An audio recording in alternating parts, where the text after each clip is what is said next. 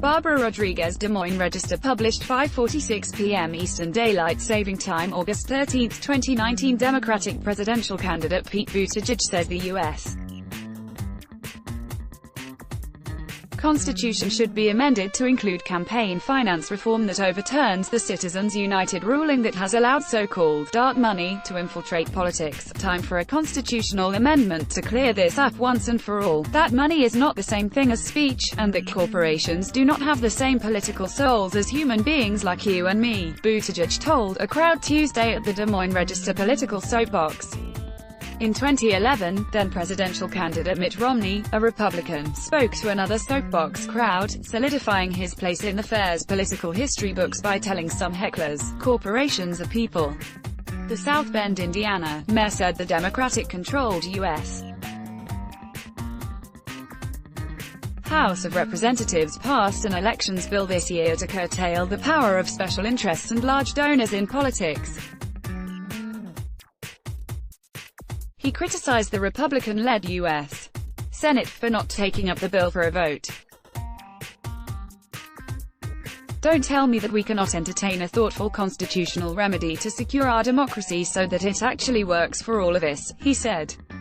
Watch Pete Buttigieg's full speech at the Des Moines Register Political Soapbox season. Complete coverage of every presidential candidate's appearance at the 2019 Iowa State Fair. Citizens United is a 2010 U.S. Supreme Court ruling that made political spending a form of protected speech under the First Amendment, which has allowed some unlimited campaign giving in presidential, national and state politics. "This is not a democracy as long as dollars can outvote people," he said. Citizens United was a disaster for this country, and we need reform. Tuesday was Buttigieg's first time on the soapbox and at the Iowa State Fair.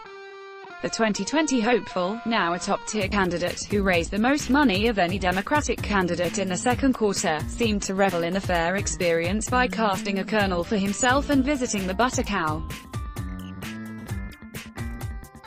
Despite being swarmed by a large group of reporters, he stopped often to shake hands with fairgoers. Buttigieg turned most of his 20 minutes on the soapbox into a town hall of sorts, focused on questions from the audience. He committed to riding the fair's big yellow slide with someone. He also used his final minutes to get crowd feedback on what he should eat. The consensus: pork chops. "I promised to sample as much as I can and offer a thoughtful assessment of the fair food afterwards because I'm very much looking forward to conducting the research on that," he said. Elizabeth Hendricks, 61, of Des Moines, spoke briefly with Buttigieg as the 37-year-old candidate headed to the Iowa pork producers' tent to flip pork chops. She said 2 of her sons are in the military and another son is gay. Hendricks said she sees her family in Buttigieg, who has served in Afghanistan and is openly gay. "He represents my children," Hendricks said. "It is time for those old guys to get out. I'm a baby boomer, but it's time to get some new, young blood." Register reporter Katie Akin contributed to this story. Barbara Rodriguez covers the Iowa State House and politics for the Register. Reach her at bcrodriguez@registermedia.com or 646-385-1212.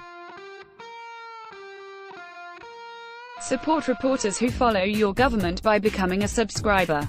Sign up at DesMoinesRegister.com/deal. Let's block ads. Why?